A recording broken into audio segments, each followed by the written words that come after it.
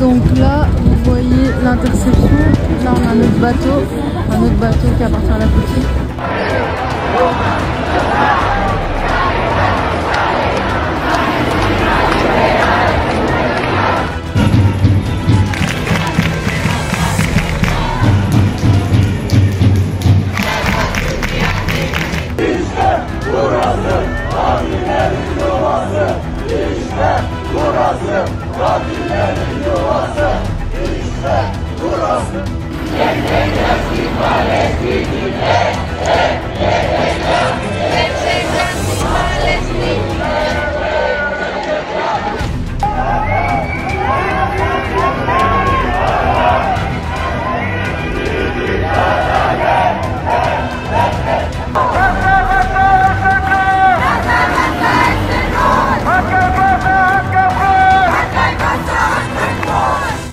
আসসালামু আলাইকুম বন্ধুরা, কেমন আছেন সবাই? আশা করি সবাই ভালো আছেন। বন্ধুরা, এখন পর্যন্ত যা কিছু ইসরায়েল গাজা ও পুরো ফিলিস্তিনে করছে সে বিষয়ে অনেকেই বলছিলেন এটি গাজার বিষয় বা এটি ফিলিস্তিনের বিষয়। এখন আমি তাদের কাছে একটি প্রশ্ন রাখতে চাই। ইসরায়েল যে আক্রমণটি গ্লোবাল সামিট ফ্লোটিলার উপর করেছে সেটিকে আপনি কিভাবে সংজ্ঞায়িত করবেন? 50টিরও বেশি দেশের নাগরিক এই অভিযান চালাচ্ছে এবং এর মধ্যে প্রায় 650 জনকে ইসরায়েল গ্রেফতার করেছে। আপনি এটিকে কি বলবেন? গত রাতেও ইসরায়েল যা করেছে তা স্পষ্টভাবে অর্ধেক বিশ্বের বিরুদ্ধে যুদ্ধ ঘোষণা করার মতো একটা ঘটনা। আজ আমরা সেই বিষয়ে আলোচনা করব। কিভাবে গাজা থেকে মাত্র 70 নটিক্যাল মাইল দূরে গ্লোবাল সামিট ফ্লোটিলার একটি দল চলছিল। ঠিক সেই সময় ইসরায়েলি ড্রোন এবং নেভি তাদের উপর হামলা চালায়। জানা যাচ্ছে এই হামলায় অনেক মানুষ আহত হয়েছেন এবং অনেককে গ্রেফতার করা হয়েছে। আজ আমি আপনাদের এই খবর বিস্তারিতভাবে জানাব। প্রথমে আল জাজিরার একটি হেডলাইন দেখুন। এরপর এই ঘটনার সঙ্গে সম্পর্কিত প্রতিটি ভিডিও এবং ভিজুয়াল আমি আপনাদেরকে দেখাবো। হেডলাইনটি হল Israel intercept Gaza Sumud flotilla vessel, what we know so far. Israel Gaza summit flotilla জাহাজগুলিকে আটক করেছে এখন পর্যন্ত আমরা যা জানি। দেখুন, এখানে লেখা আছে what happened to the flotilla on Wednesday. Israel intercepted a flotilla of boats carrying humanitarian aid according to the statement from the flotilla organiser. বিবৃতিতে বলা হয়েছে ইসরায়েল হিউম্যানিটেরিয়ান সাহায্য বহনকারী ফ্লোটিলা জাহাজগুলিকে আটক করেছে। ফ্লোটিলার আয়োজকদের মতে এই জাহাজগুলো খাদ্য, পানি এবং ঔষধ নিয়ে গাজার দিকে যাচ্ছিল। হঠাৎ করে ইসরায়েলি নেভি বাহিনী প্রায় 70 নটিক্যাল মাইল দূরে গাজার তীর থেকে জাহাজগুলোতে হামলা চালায়। তাদের সমস্ত যোগাযোগ ব্যবস্থা বিচ্ছিন্ন করে দেওয়া হয় এবং সকলকে আটক করা হয়। এটি স্পষ্টভাবে আল জাজিরাকে ফ্লোটিলার আয়োজকদের পক্ষ থেকে নিশ্চিত করা হয়েছে। অতএব আমি আপনাদেরকে এই খবরের বিশ্বাসযোগ্যতা বোঝাতে এবং বিষয়টি পরিষ্কারভাবে ব্যাখ্যা করতে আমি আপনাদের আল জাজিরার খবর দেখিয়েছি। এখন আমি এর সাথে সম্পর্কিত কিছু ভিডিও আপনাদের দেখানোর চেষ্টা করব। প্রথমে এই দৃশ্যটি দেখুন। এটি ইসরায়েলি নেভির বোটগুলোর ছবি। এগুলো চারপাশ থেকে ওই জাহাজগুলোকে ঘিরে ফেলে এবং এরপর অনেক মানুষকে আটক করে। আমরিশ মিশ্রা এই ভিডিওটি প্রকাশ করেছেন এবং বলেছেন হামলার প্রথম নিশ্চিত visual, first confirm visual of Israeli ship attacking global Sumud flotilla. দেখুন কিভাবে তারা চারপাশ থেকে আক্রমণ চালিয়েছে। আরেকটি ছবি দেখুন। এটি আলমা নামের একটি জাহাজ। কিভাবে সেটি দখল করা হয়েছে তা এখানে দেখানো হয়েছে। ছবিতে লেখা আছে all activists on board Alma have been arrested, the live stream has just reconnected, the ship is completely empty. অর্থাৎ আলামা জাহাজে থাকা সকল কর্মীকে আটক করা হয়েছে। লাইভ স্ট্রিম তখনই বন্ধ হয়ে যায় এবং সমস্ত যোগাযোগ বিচ্ছিন্ন হয়ে যায়। এটি সেই মুহূর্তেরই ছবি।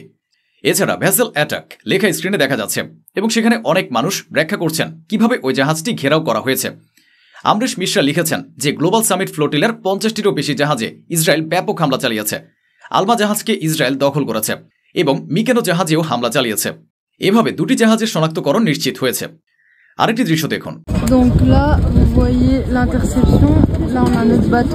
এটি সারা নামের একটি টুইটার হ্যান্ডেলের ভিডিও।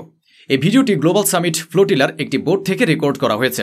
চারপাশে যে বোটগুলো বা জাহাজগুলো দেখা যাচ্ছে সেগুলো ইসরায়েলি নেভির। চারপাশ থেকে জাহাজটিকে ঘিরে ফেলা হয়েছে এবং বলা হচ্ছে unarmed civilians including MEP Rima Hassan are being kidnapped by Israeli in international waters. This is a blatant violation of international law and must be condemned. অর্থাৎ অস্ত্রশস্ত্র নাগরিক সহ MEP রিমা হাসানকে ইসরায়েল আন্তর্জাতিক জলপথে অপহরণ করেছে।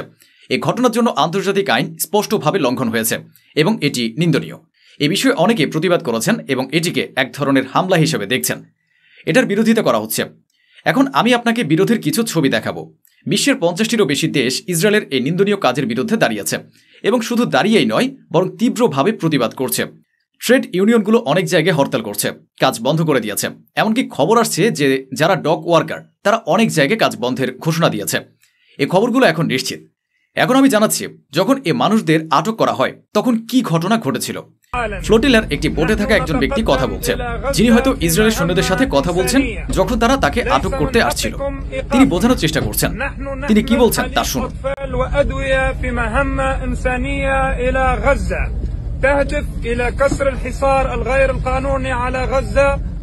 An activist on a Sumud flotilla ship told Israeli occupation force after arrest threats, "We are carrying baby formula and medicine on a humanitarian mission." অর্থাৎ ফ্লোটিলার একজন কর্মী আটক হওয়ার আগে তিনি ইসরায়েলি সেনাদের জানিয়েছেন যে তারা শিশু খাদ্য ও ঔষধ বহন করে মানবিক মিশনে যাচ্ছেন, কিন্তু তা সত্ত্বেও তাদের আটক করা হয়। এখন এই ছবিটি দেখুন। বলা হচ্ছে 46টি দেশের 497 জন অংশগ্রহণকারীকে আটক করা হয়েছে। আপনি ছবিতে সহজে দেখতে পাচ্ছেন কোন দেশগুলো থেকে তারা এসেছে। Malaysia, Indonesia, Australia, New Zealand, Argentina, Colombia, Mexico সহ আরও অনেক দেশ। রিয়ান রোজবিয়ানি লিখেছেন, Israel has kidnapped 497 people from 46 country from the global summit flotilla. This is a humanitarian mission. Now it has become a global kidnapping by Israel. অর্থাৎ Israel global summit flotilla থেকে 46টি দেশের 497 জনকে আটক করেছে এবং এটি এখন আন্তর্জাতিক জলসীমায় এক ধরনের গ্লোবাল কিডন্যাপিং হিসেবে বিবেচিত হচ্ছে। সত্যি, যদি আপনি প্রায় 50টি দেশের 497 জন নাগরিককে এইভাবে আন্তর্জাতিক জলে আটক করেন তাহলে এটিকে কি বলা হবে? এখন ইসরায়েলের এসব কর্মকাণ্ডের বিরুদ্ধে দেখুন কিভাবে প্রতিবাদ চলছে। আমি আপনাদের সেই দৃশ্যগুলো দেখানোর চেষ্টা করছি। দেখুন, এটি প্যারিসের দৃশ্য।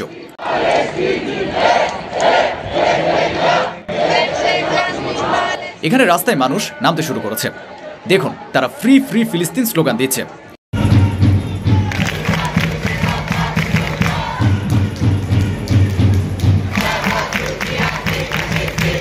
আরেকটি দৃশ্য দেখুন, এটি ইস্তাম্বুলের।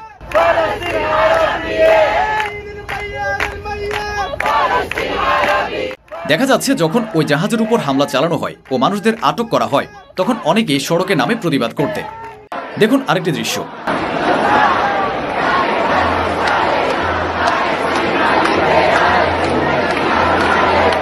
এটি রোমের রাস্তায় মানুষ অবস্থান নিয়েছে, সরাসরি প্রতিবাদ করছে। আরেকটি দৃশ্য দেখুন।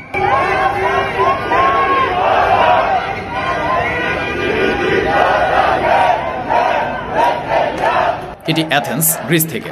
এখানে রাতেই প্রতিবাদ শুরু হয়েছে, মানুষ রাস্তার উপর নেমে এসেছে এবং ইসরায়েলের বিরুদ্ধে অবস্থান নিয়েছে। বন্ধুরা, আমি আপনাদের আরও কিছু দৃশ্য দেখাচ্ছি। দেখুন, রাতে যখন কিডন্যাপিং ঘটছিল তখন হাজার হাজার মানুষ রাস্তা ঘিরে বিক্ষোভ শুরু করে।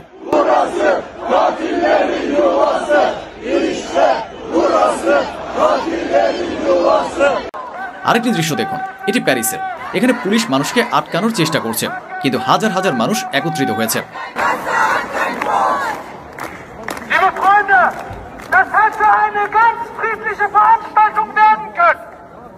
আরেকটি দৃশ্য দেখুন, এখানে সবাই প্রতিবাদ করছে।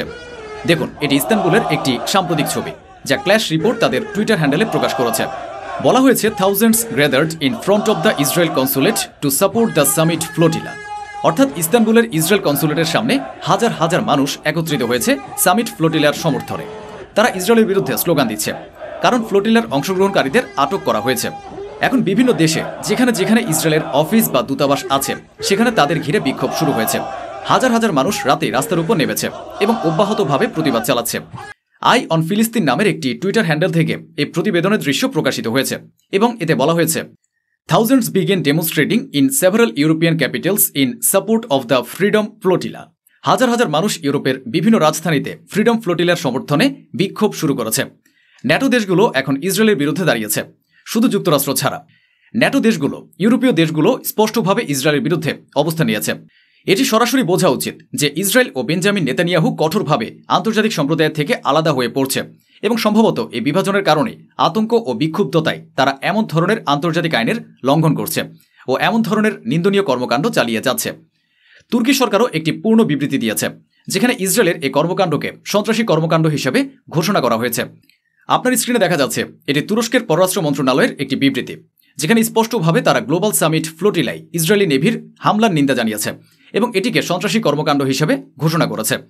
প্রশ্ন হচ্ছে, যুক্তরাষ্ট্র কি প্রতিক্রিয়া দেখাবে, তাই গুরুত্বপূর্ণ বিষয়। অন্যদিকে বেঞ্জামিন নেতানিয়াহুর একটি বিবৃতি এসেছে, যা আপনার স্ক্রিনে দেখা যাচ্ছে। তিনি লিখেছেন, I have issued instruction not to allow the Global Summit flotilla filled ship to reach Gaza under any circumstance. অর্থাৎ আমি নির্দেশ দিয়েছি যে কোনো অবস্থাতে গ্লোবাল সামিট ফ্লোটিলার প্রধান জাহাজকে গাজার তীরে পৌঁছাতে দেওয়া যাবে না। ঠিক এরপরই এই ধরনের ঘটনা ঘটেছে। এদিকে হামাস আইডিএফের উপর আক্রমণ চালিয়ে এক সৈন্যকে হত্যা করেছে। এই ভিডিওটি দেখুন, তার একটি ট্যাঙ্ক ধ্বংস করেছে এবং এক সৈন্যকে হত্যা করেছে। দেখুন, সৈন্যটি দাঁড়িয়ে আছে এবং হঠাৎ করে লক্ষ্যবস্তুতে আঘাত করা হচ্ছে।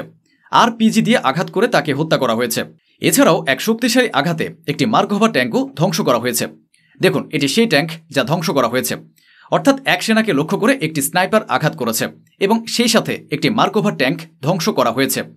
আবু বকর আবেদ লিখেছেন, the resistance in Gaza has published a video of their very noble fighters sniping and hitting Israeli forces to death and hitting Israeli tank with RPG. অর্থাৎ গাজায় প্রতিরোধকারীরা একটি ভিডিও প্রকাশ করেছে যেখানে তাদের সাহসী যোদ্ধারা ইসরায়েলি সেনাদের লক্ষ্য করে গুলি চালাচ্ছে এবং আরপিজি দিয়ে ইসরায়েলি ট্যাঙ্ক ধ্বংস করছে। এটি ঘটেছে ট্রাম্পের শান্তি পরিকল্পনার পর, যেখানে প্রতিরোধ বাহিনী অবসান করার বিষয়ও অন্তর্ভুক্ত ছিল। গ্লোবাল সামিট ফ্লোটিলার বিষয়ে শামস তাবরেজ কাশিমি লিখেছেন, যা আপনারা স্ক্রিনে দেখতে পাচ্ছেন। তিনি বলেছেন, গাজা উপত্যকায় যাওয়ার সবচেয়ে বড় মানবিক কর্মসূচি গ্লোবাল সামিট ফ্লোটিলাতে ইসরায়েলি হামলা হয়েছে। সকল মানবাধিকার কর্মীকে আটক করা একান্তই লজ্জাজনক এবং মানবতার ইতিহাসে এক বৃহত্তম অপরাধ। কোনো দেশেরই এই অধিকার নেই যে তারা ত্রাণ সামগ্রী ও মানবাধিকার কর্মীদেরকে যুদ্ধবিধ্বস্ত এলাকায় পৌঁছে দিতে বাধা দিতে পারে। পুরো বিশ্ব, বিশেষ করে মুসলিম দেশগুলো এখনই ইসরায়েলের এই নৃশংসতার বিরুদ্ধে দাঁড়াক এবং তাদের সম্মানের পরিচয় দিক। যারা সাহসী কর্মীরা নিজের জীবনকে ঝুঁকিতে রেখে গাজার উদ্দেশ্যে যাত্রা করেছে, তাদের সাহস ও উদ্যমকে স্যালুট। ইসরায়েল এখন পুরো বিশ্বের লক্ষ্যবস্তুতে পরিণত হয়েছে। তো বন্ধুরা, এই ছিল আজকের আয়োজন, যা স্বচ্ছভাবে আপনাদের সামনে তুলে ধরা হলো।